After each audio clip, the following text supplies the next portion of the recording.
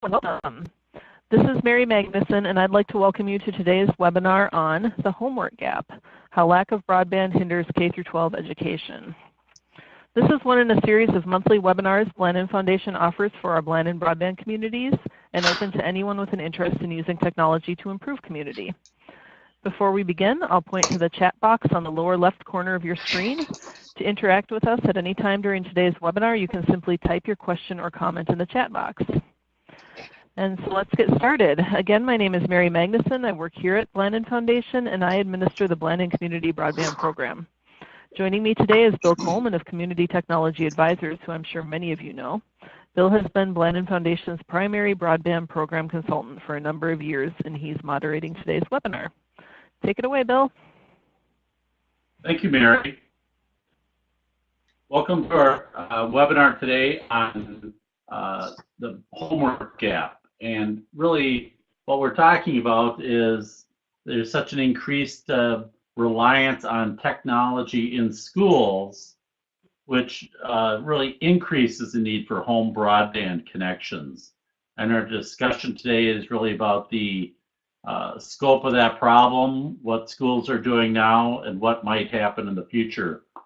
We've got actually 4 technologists with us from school districts, and we're going to have a roundtable discussion on these issues. You can see their pictures there. Mark Johnson is the executive director of the ECMEC. It's from the East Central Minnesota Educational Cable Cooperative, serving 14 districts in East Central Minnesota.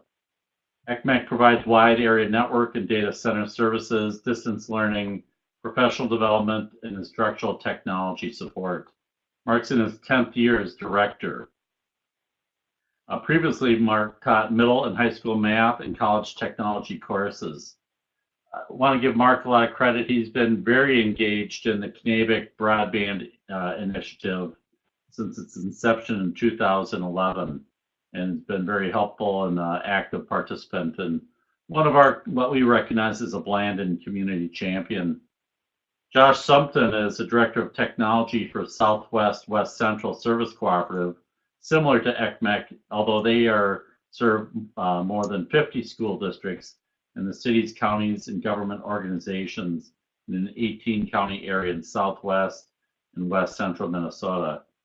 Josh has been there for 15 years working directly with school districts, providing support, planning, and leadership in technology initiatives, to overseeing a 34 school district-wide area network consortium that serves over 19,000 students and over 30,000 connected devices. Josh is one of the original 24 individuals to achieve the Consortium of School Networking Certified Education Technology Leader Certificate in 2012, now held by more than 200 ed tech leaders across the globe. Ryan Cox is with us from the St. Cloud area schools. He's the director of technology there, after serving in a similar role for Becker Public Schools. Before that, he was a technology integrationist and classroom teacher for St. Cloud area schools. During his time with Becker Public Schools, the district collaborated with a local internet service provider to install Wi-Fi on each school bus for students to access on their ride home. And since that time, we've copied, our Blandin communities have copied that model in many, many places.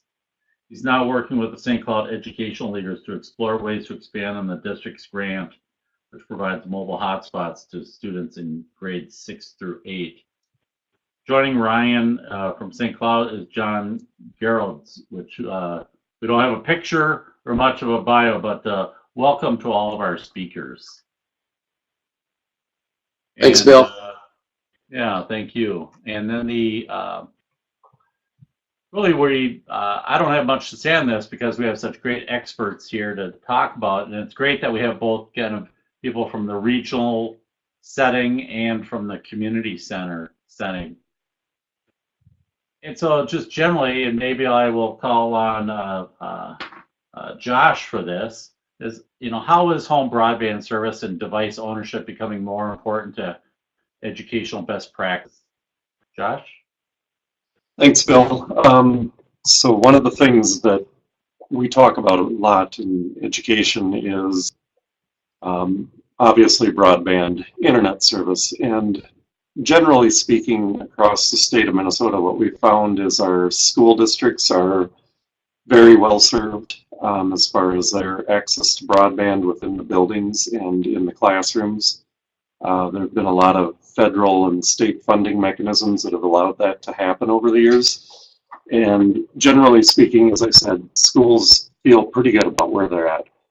However, what we're finding now is as schools have had good broadband service in-house and then adopted one-to-one initiatives where every student has some form of device that they're using to perform their schoolwork and likely their homework, is when they get home, some students don't have access to any broadband at all, or in a lot of cases, quality broadband services that allows them to fully interact with the resources that they utilize in their school in order to then conduct their homework. So that's, in a sense, where the term the homework gap comes into play, and that's what we're experiencing in a lot of areas in rural Minnesota, which I am a part of in a huge way, where we've got sections of land that are a square mile with no homesteads on them. But we're also seeing that take place in some communities where even though broadband access is available, it's achieving affordable broadband access that families can afford and students can then use at home. So that's one of the biggest divides we're currently seeing in K-12 education, is that home use of broadband so that the devices the students have access to in their schools can be used to achieve the homework that they go home with. Okay. Ryan, do you have anything to, or I'm sorry, yeah, Ryan, do you have anything? Well, in terms of, I mean, it's just for both urban and rural students and so on? I'm sorry. I was just going to say, just the sheer amount of educational practices that are now online is making this not a luxury or even an option anymore. When you've got like Josh has mentioned, the number of one-to-ones, but just the expectation that kids can now access not only their students, they're assuming their teachers' content online, but also content that's been created on things like YouTube, on Khan Academy, on CK12, just a number of cloud-based resources. It's not something that we can look at as like I said before, optional. It's something it's got to become ubiquitous. It's got to be everywhere. It's got to be not just everywhere, but reliably everywhere for our kids to continue to succeed. Oh, how do school districts document this problem? Do they do surveys and so on? Are they aware of who's connected and not? And then how do they deal with it, Ryan? Well, I'm going to turn this over to John in a second here because he was part of this conversation in St. Cloud a little bit ago. But Becker and St. Cloud both conducted a survey, the same program. We used Clarity through Bright Bites at one time. I know Becker did when I was in Becker, and St. Cloud did it at roughly the same time. And both districts were able to find out through the students, and also in our case in Becker at least through families, what % of families had both wired and wireless capacities in their homes. In Becker, for example, I think it was around 97% of kids reported having wireless at home. Now, the caveat with that is having wireless, like I said before, having reliable wireless can be different. If they're in a situation where a download speed is not robust enough to handle large quantities of data, that's a problem. So it's more than just being connected. I'm here before. I didn't get a chance to introduce him. I'm here with John Garrett.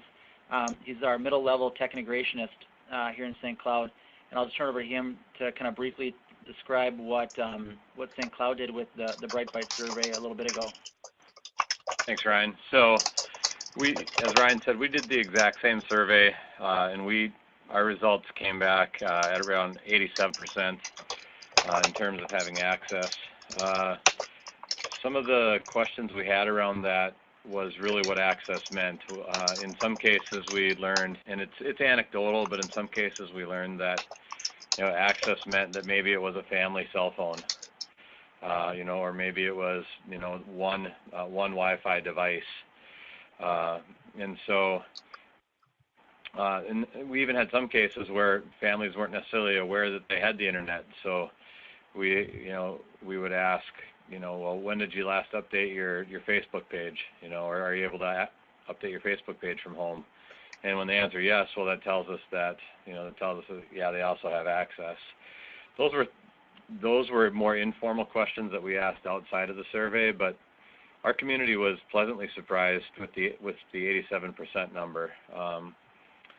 Generally speaking, when we polled the audience, that number was thought to maybe come in much lower. So we were pleased with the 87%. Knowing full well that the better number is 100%, but we were happy at 87. Keep in mind, in St. Cloud, was there any differentiation between fixed wireless and cellular wireless? Sorry, say it again, Bill. I'm sorry you cut out there. Was there any differentiation on the survey between fixed wireless from a company like Palmer Wireless or I forget which other ones you have up there, Cityscape, I think, in St. Cloud, and then cellular wireless through a cellular hotspot? Somewhat. So the way the survey was written up is, with the relation to that question, is they asked the kids and the families if they had internet access. That was kind of stage one. And then it branched down from there, and it said if they did say yes, then it asked, do they have wireless internet and do they have wired internet? That way, it would impact if we're giving students iPads and a family only has wired internet in their house, then the iPad itself more or less is not wireless anymore. It's not able to connect. It did ask questions like, do you have a mobile phone? Do you share a mobile phone? Is it one that's used by more than one person? So that would kind of allude to the access via a mobile device, like a cell phone. But I don't recall it expressly asking if you've got mobile hotspot in terms of through a cell company. I don't recall that, at least. Okay. I would agree. Yeah, I don't recall that either. Okay, thank you. Mark, go ahead. Bill, this is Mark. Can I chime in just real quick? You bet. And I like the Bright Bites, the Clarity idea and using that. And I have a few districts that have done that too. For those that haven't done that, it does that question about whether you differentiate between cellular wireless and fixed wireless. Or when you say, do you have wireless, it can be a cable, modem connection or a DSL connection that's then shared out through the house via wireless too, obviously. And so I don't know that you get the differentiation there to really be able to tell what they're talking about. But you do better with that survey than some others where we have a lot of districts who've surveyed people and they come back and they say, yeah, 90% of our students say they have internet access. But if that's all they've asked, so you don't really know. Is it that they just have phones with internet access at home and then they still can't use a device unless they tether it, and then they've got data caps and all those kinds of things, if they know how to tether it and if they're allowed to. So, my encouragement, based on what we've heard from you guys in St. Cloud, is do a more comprehensive survey, because I see too many districts that do that survey and they just ask a fairly simple question that really doesn't tell you enough about what kind of access those students have at home. Okay. Absolutely. Why don't you continue, and let's talk about what the teachers and districts are, how do they deal with this issue of some kids connected and some kids not? Mark? I'm sorry. I was waiting to see. it varies wildly, right? How they deal with it, because this gets into, many more things in terms of philosophies and districts about homework. What do they do with homework? Do they assign homework? Do they not? Do they flip? You talk about the flip classroom, where they're looking at some things, maybe viewing some videos and things like that outside of the classroom. So it really varies. But that said, what I see happening most often in terms of dealing with knowing that some students can't access it is making an effort to have that content available in a way that those students can download it in school and then use it at home if they need to. That's one strategy that's used quite a bit. I know in a number of my districts where we do have a very real problem with students going home and not having access. So that's one way they deal with it. Another way they deal with it is by frankly giving them time in class to digest the information or utilize the information that would be online, and maybe either not requiring as much homework at home or having them do different things at home that don't require access. So those are a couple strategies that I see employed quite a bit. Okay. Any other comments on that? Ryan or Josh?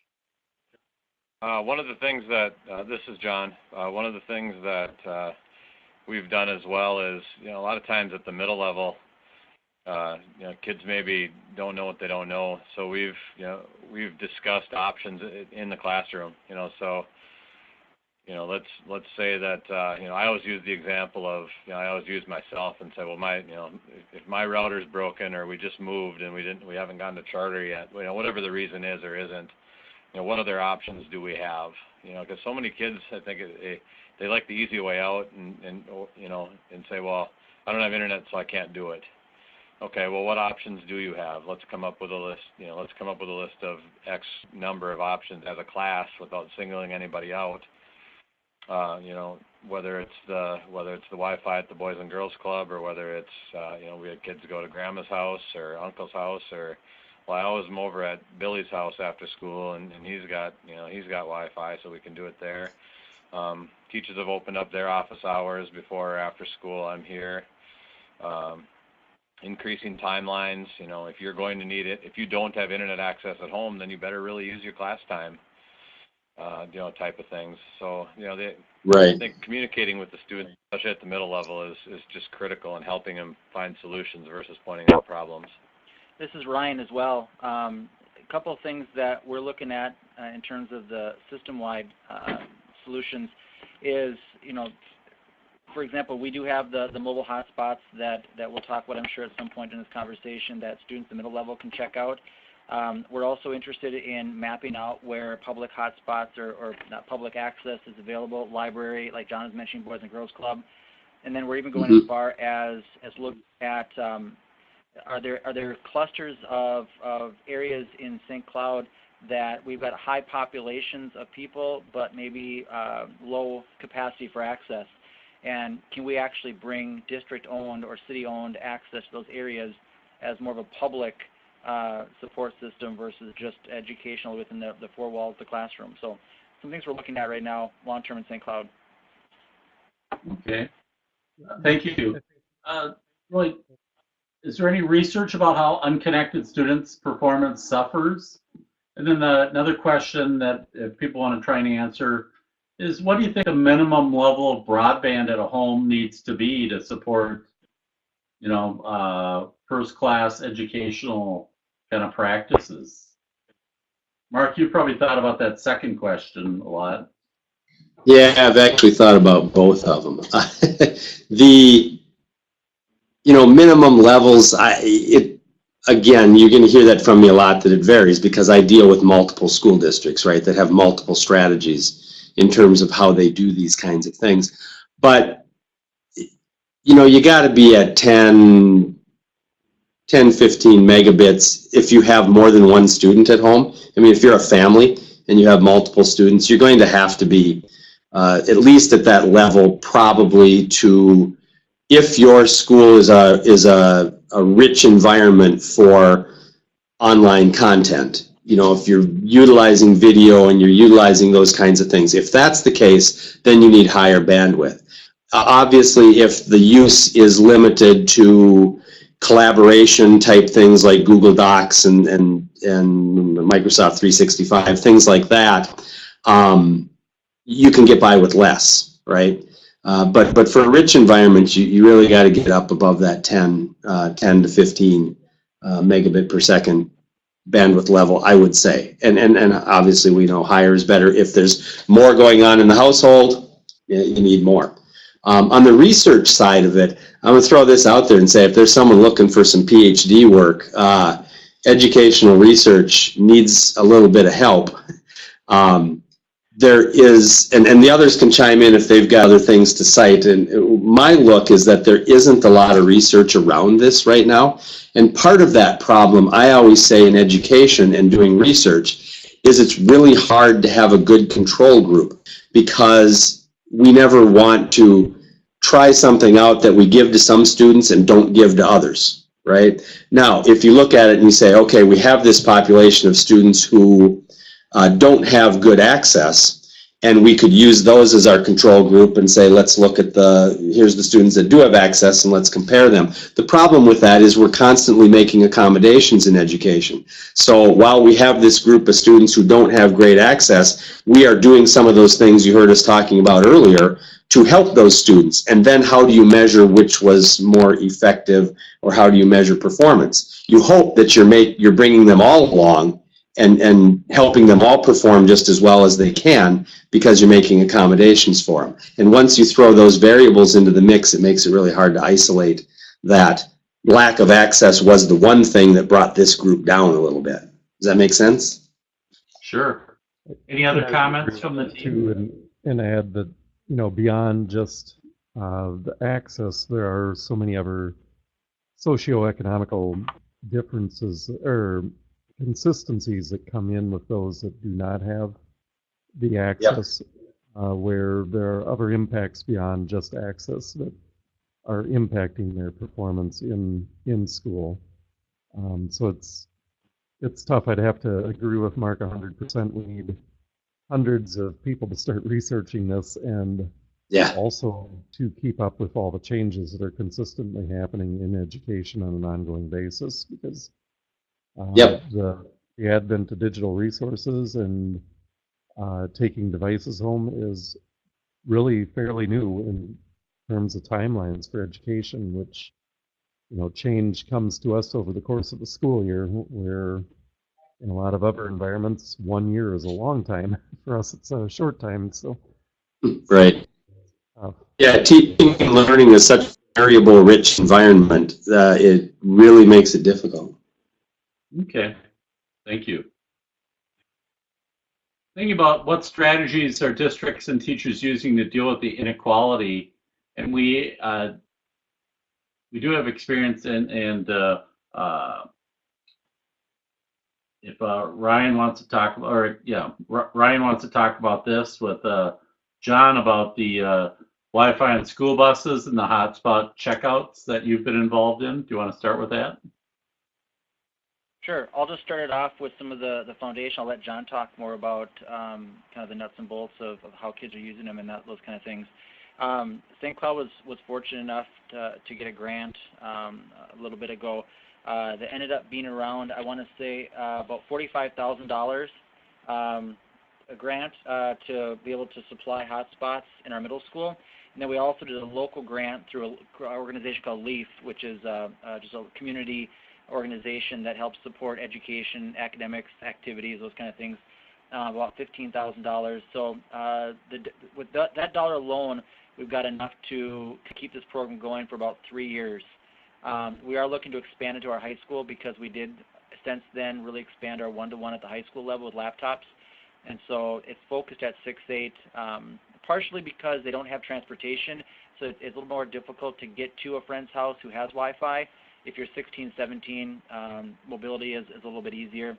So there's that piece as well. We are looking at the future of opening up our computer labs. That's something that's kind of, even before I entered this role, that has kind of bothered me, is you think about the sheer amount of time that we are still both paying for and supporting passage of data, be it after 4 o'clock or June, July, and August, that is being almost not utilized at all, and how we can tap into that to support our communities is huge. I'll turn over to John. He knows a little bit more about the actual usage at the middle level with the hotspots. Thanks, Ryan. Yeah, with regard to the hotspots, we have it's right around 50 of them across 3 different buildings. We filter them back through our district network. We're able to manage those through our third-party management system, which is JAMF, which basically, if the students connect to the hotspot, they don't have to enter a password. All of that's taken care of on the back end. So we're good to go there. They're checked out in the buildings like a library book. They're barcoded and inventoried that way. No charger goes home. It's typically a 24-hour to one night checkout is kind of the requirement. And if there's other situations that come up, I mean, certainly we work with the kids on that. But the goal is to use it for what you need it for and bring it back so it can be used by the next student. And we're seeing pretty close to 100% daily checkout rate, which is exciting. That's the whole point. So we're finding that it's definitely helping, and we're not getting a ton of feedback about that the hotspot isn't allowing the students to do what they need to do either, which is nice. Are you seeing that? Buses go. Oh, sorry, Bill. Go ahead. I was just going to ask, with the hotspot checkout, is that the same kids checking things out every day, or is that the variety of kids making use of them? Yeah, good question. So early on, one of the concerns was that, are the kids who need them able to get them? If that's your question. Yeah.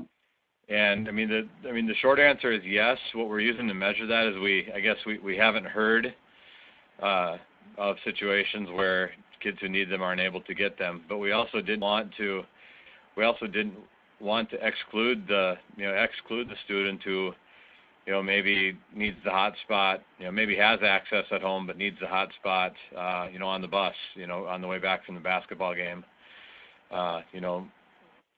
So we really tried to encourage use versus saying, well, we're going to save 3 or 4 hotspots for this group of students, and then have them sit there at night. So really, from what we've been able to learn is that students who need them are able to get them. Good. And this is Mark Johnson. Did you say how many you have available? We have right around 50, Mark, across 3 buildings, and we've spread those out based on the student population of those. We have 2 buildings who are pretty close in size. Those have the lion's share of the 50, and then we have one 6-8 building that's 70 to 80% fewer students in terms of enrollment. And they have fewer hotspots there. Sure, but as you say, your sense is that the ones that need them are getting them. So we haven't heard otherwise, right? Okay.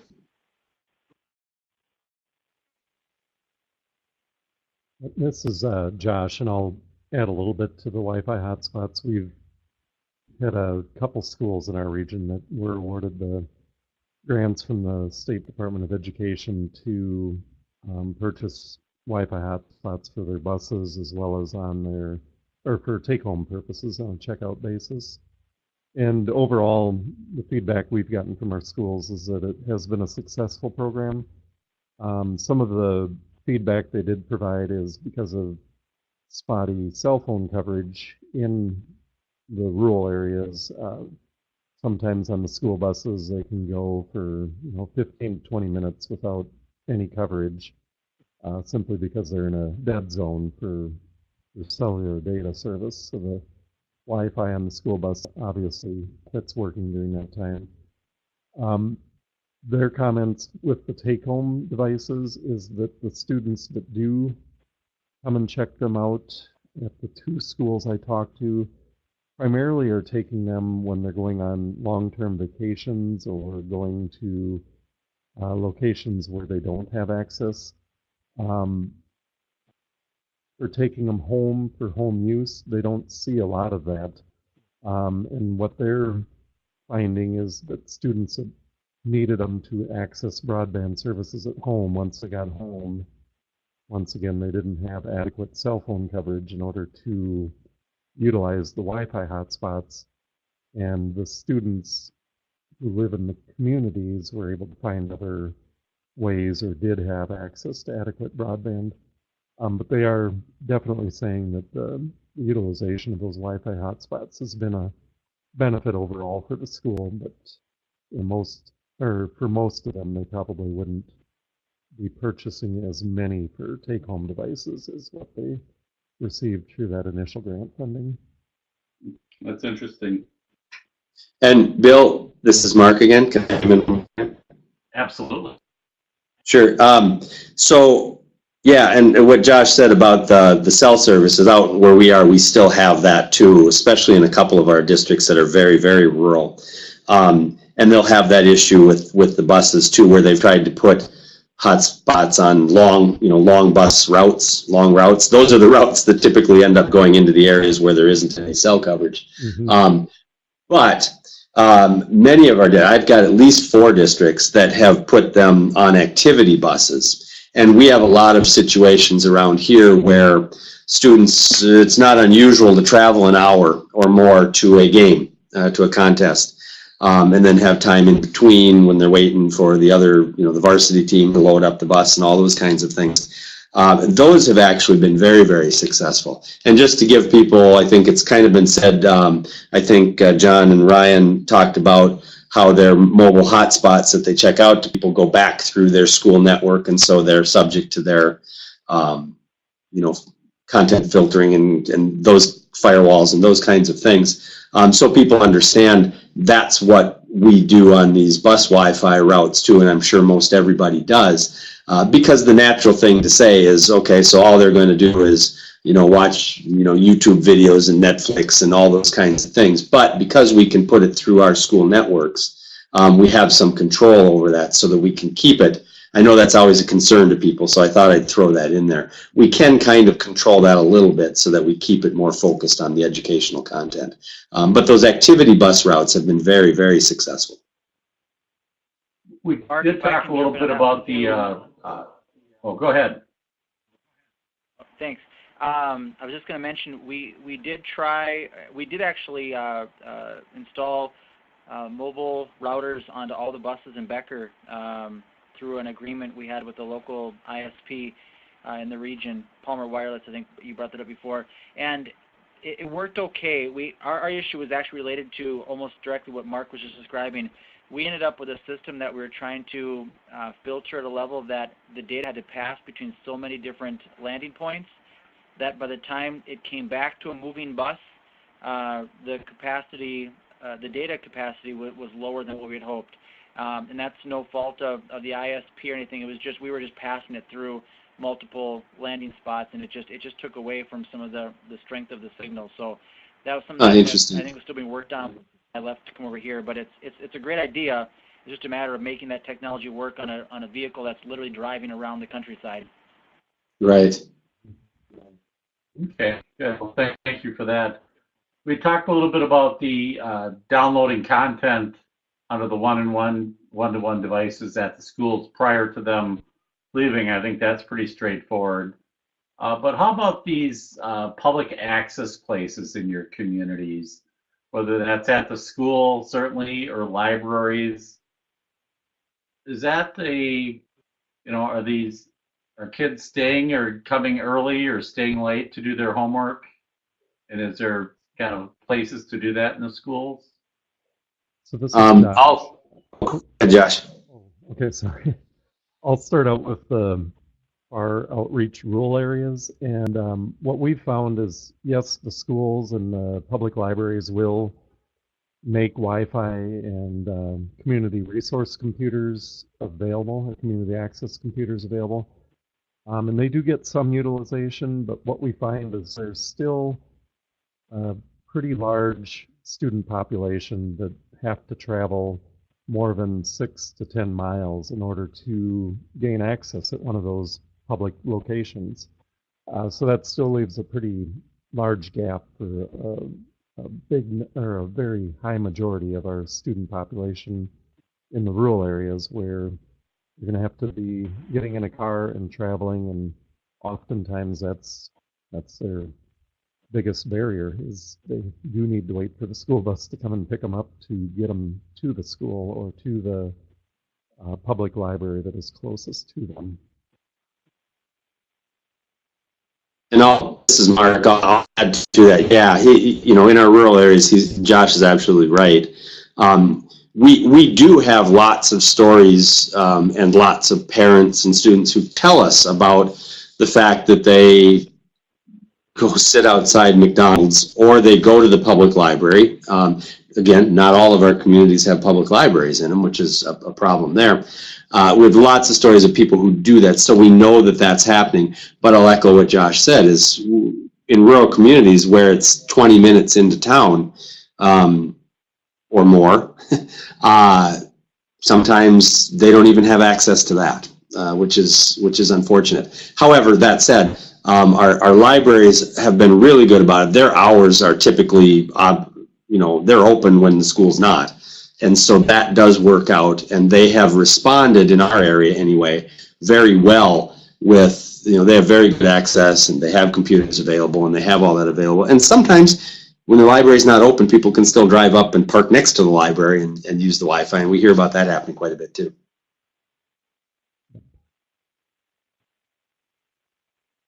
Any other feedback? Okay. We're looking at that as well. Just to see that the library here in town is great. It's a beautiful library. It gets highly used. There's a fair amount of kids that will be there after school making use of the system, either for personal or for educational use. The one concern that I've got, and it's not anything we can control, is the fact that our public library here is closed on Sundays, and that's a pretty hot day for getting done, those kind of things. That's kind of tough.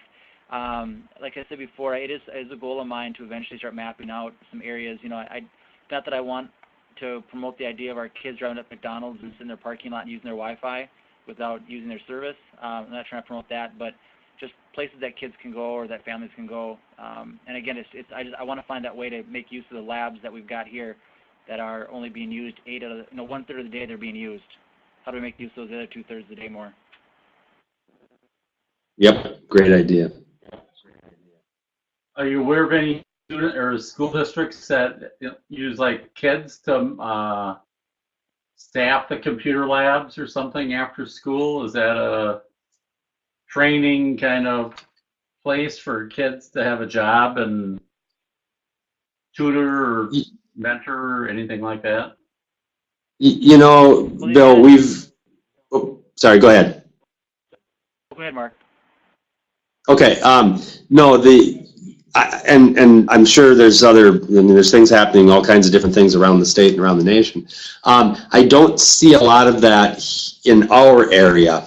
I don't know if in some cases, I'm sure it's a liability issue and, some things like that.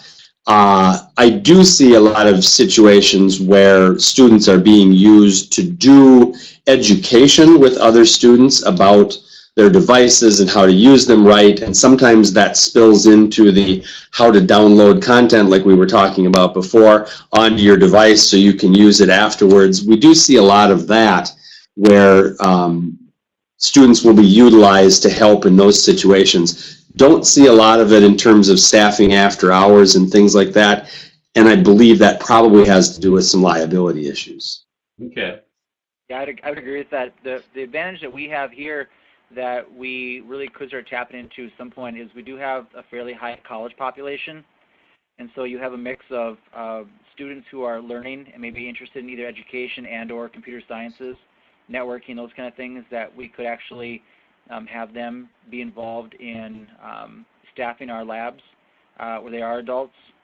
Again, it goes back to what Mark said with liability and background checks and everything that goes along with that would be involved. But it is a nice population to have with college kids who are eager and or available for these opportunities. Okay. How active are your internet service providers at marketing their discounts or any partnerships that you're aware of between your ISPs and the schools? I will jump in. This is Mark on this one, if that's okay. You bet. We've done in our area, we've tried really hard to promote these opportunities, and they are some very good opportunities if, and the caveat is if, the access is already there. So this one gets at not the access issue, but the affordability issue, which is also very real for a number of our families in our districts. I would say that the providers themselves, in my opinion, have not been as good about promoting them. Although when we ask them to help us, they're more than happy to give us materials and say, help us get these distributed to the right people. So maybe it's a matter of their marketing folks just don't know how to reach the right populations. So we will take their marketing, and I've taken from our providers in our local area, all of their marketing materials, and I've given them to counselors and social workers and people who would have access to the families who are struggling financially, perhaps. We've put them out at parent-teacher conferences. We've done things like that. And we always have to be a little bit careful to make sure we're doing that and saying we're not, because we're a public entity, we're not endorsing anybody in particular. And so once in a while we will have schools who are resistant to doing that because they're afraid they're going to say, well, you're promoting X and such provider and you're not, or we'll have a provider that'll be upset because we weren't promoting them. And we'll say, yeah, but we're not promoting anything. We're just taking what you give us and we'll distribute it to the right people. But we are doing that, and it is having an impact because, frankly, there's some providers out there that have pretty good service for less than $10 a month, and that's a really good deal if the families can have access to it. Good, thanks, Mark. And Josh, or Ryan, or exactly, John? Oh, this is Josh, and I'd echo exactly what Mark said in that the providers do have these programs available, and not many people are aware of it. And even the administrators in the schools that are working with students that do have the families with some financial difficulties are completely unaware of these programs. So it really is an outreach issue, and trying to get it into the hands of the people that need it. And I guess starting with the schools, as we've learned more and more about the issues that are in the home environment and the financial restraints that do take place sometimes, we've kind of taken that into our hands to make sure that our schools are well educated about these opportunities that are out there for lifeline assistance programs, and to try to make use of those as best as they can. Good, thanks. And then finally, what's the future? What's on the horizon for dealing with this gap between connected and unconnected? So we're looking for a money tree. If anybody knows where it is, we'll pay the one-way bus ticket to get to it.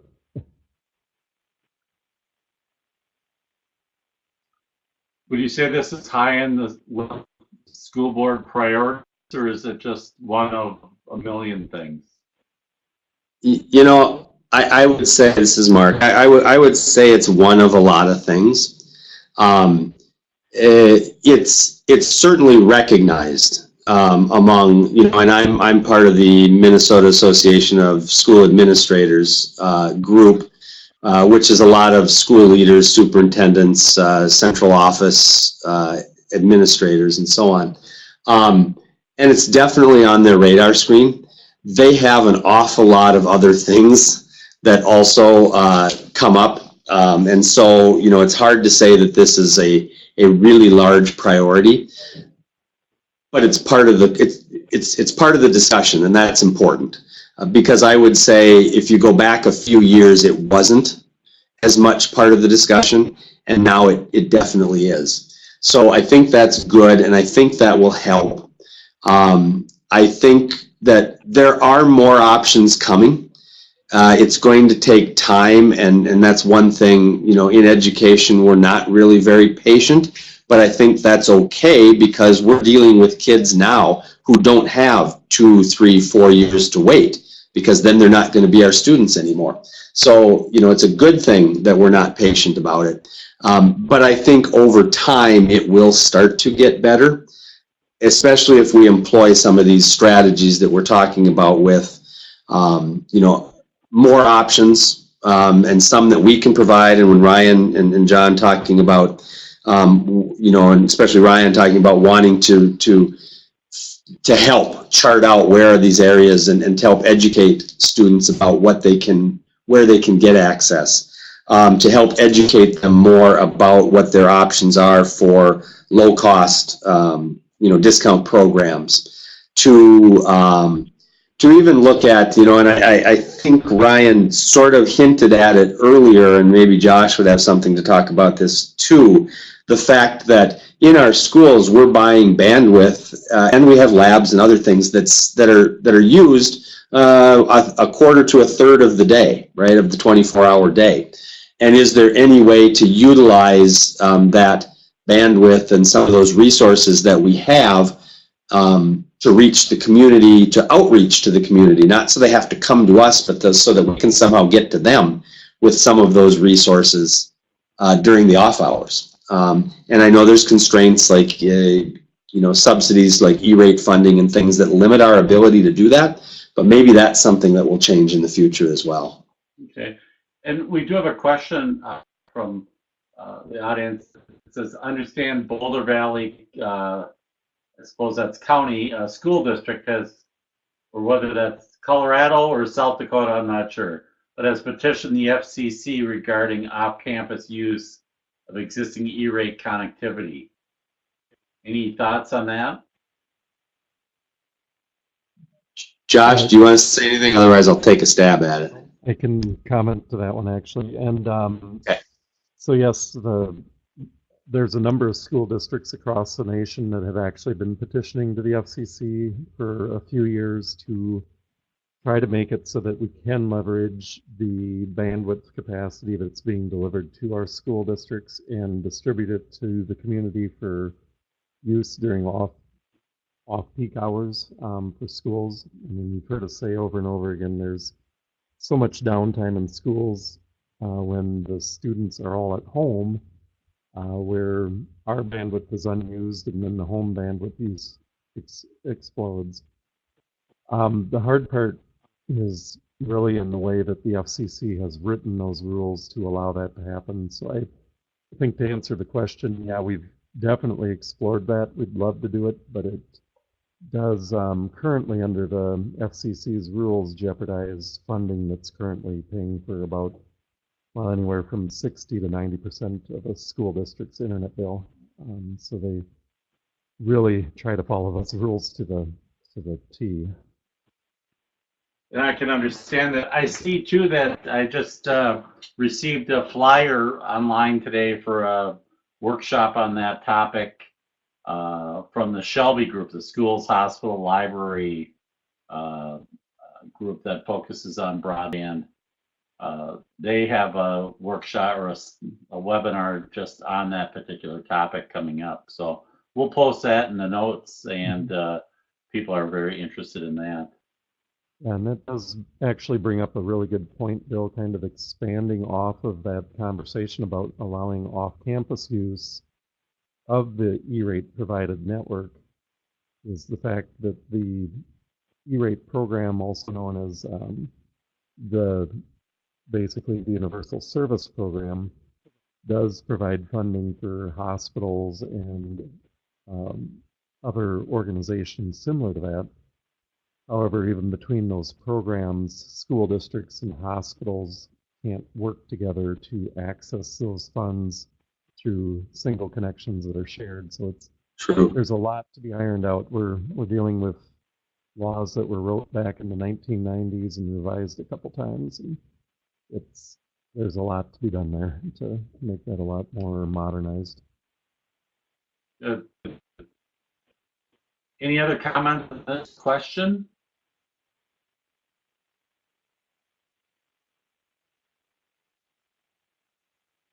Good enough. I'm going to share my screen here for just a moment, because as we talked about this seminar, about this webinar, I asked if there was any kind of, if school districts have some kind of guide to home broadband internet service. And you can see, it didn't take me too long to create kind of a draft of helping, something that schools could put on their website, or they could hand out at the first workshops or at the first open houses for schools, about making the best internet choice for students and parents. Because we know that too, today, very little gets sent in a backpack or a folder out to families. A lot of it is online in the parent portals that schools have invested in. So home connectivity for parents is equally, is also important. And so I put together a little broadband guide, a model that hope to get a little more feedback on, and then maybe publish as a model for school districts to use. But if you use existing data that's available through the state broadband website at DEED, you can find a list of the providers that who claim to be in a community, and at least that narrows down the choices that people, when they say, well, who do we connect, who do we contact? You can see here for the Mora area, you've got your cell companies, CenturyLink, Mid-Continent, and so on, and the satellite companies. But then you can also then kind of use the map that is available through this state's website, and you can see here that if you're, and this is what Mark has been working on, trying to get better internet service. You can see here in the Mora area, this peach color is where Mid-Continent is, and then out here in the purple is a DSL service where CenturyLink says they are, and then finally their next option really then is mobile wireless throughout a huge part of the Knavic area. But people then can realize there's no use looking for a fixed wireless carrier or DSL provider unless you're in these areas. And so then we also talk about the low-cost plans, and I've done a little research on that and documented somewhere the different programs and providers, and waiting on the Cable Industry Association to provide me with a more complete list on the provider side from their point of view. And then, of course, you can talk to your local providers, if that's a telephone cooperative or a different provider, to get that specific information. One of the interesting things is a company like CenturyLink has this cheap plan. It's only 1.5 megabits, but it's not available where there's no broadband.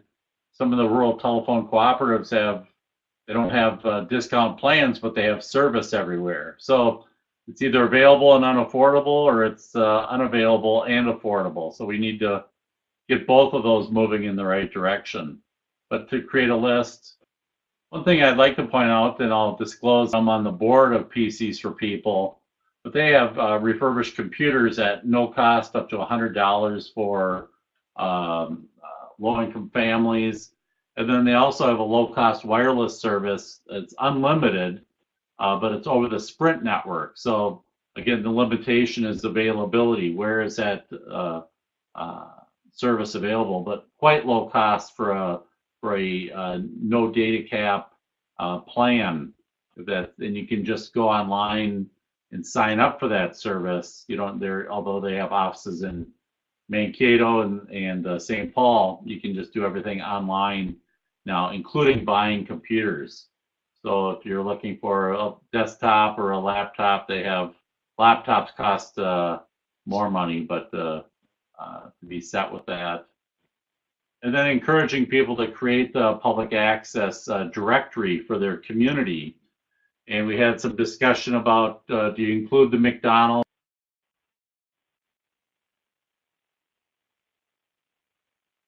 are putting in hotspots for their customers. Right now, I left those off, but that'd be a local choice. That certainly if you're in St. Cloud, there would be hundreds of private sector locations with a Wi-Fi.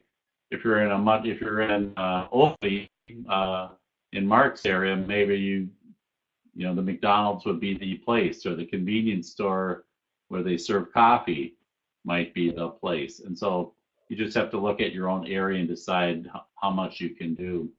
There are software programs, apps that you can load up with that kind of data, but then you have to, one of the things about creating a directory is you have to maintain it.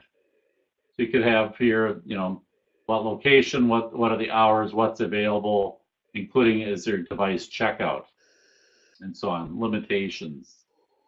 So that's just a brief guide that I put together that maybe a school district will look at that and say, yeah, we could do that, and have a helpful tool for community members. We know that the people who are most likely to be disconnected are new Americans and people of lower income. So anything you can do to help them overcome not only the financial barriers, but the knowledge barriers, I think is a positive. And so with that, I'm going to turn it back to our presenters and see if there's any more information they want to share today. Mark, got any closing comments? That guide would be a great asset, and I think I heard Ryan talking about doing something similar. So that if sharing that out with us, I think is great, and I think we can probably make good use of that. Just one more reminder to everyone listening and watching later is that we have two issues. We have the access issue and the affordability issue, and we've touched on both of those today. That as access improves, there's still affordability pieces where you may get one provider that comes to your area, and if there's no competition in that area, that means that sometimes, not always, but sometimes those prices get to be out of control for many of our families. So as long as we keep remembering that just because you say things are available still doesn't mean that a family can afford to take that service on. So we have to keep that in mind. And I see here, thanks to Diane Wells for the bad news that CenturyLink is no longer offering that Internet Basics service. So that's disappointing because that was an excellent deal. We've seen the cable industry step up and do some things, but again, that is a challenge for people who live outside of a community. So yeah, that doesn't help our rural, it helps our rural communities, but not our true rural families as much. Yeah. And so next month, I want to say that we're going to have a similar program, but around the online healthcare experience, and we have practitioners from several of the bigger healthcare systems working with us on that. And then in January, telework, telecommuting, and home-based businesses. This whole series is really looking at broadband-enabled innovation in the home, where why is it important to have great broadband especially in rural communities and the rural countryside. And we know that it's about education and healthcare and economic development. And so that's our focus for these webinars. Mary, do you want to take I want to thank our speakers.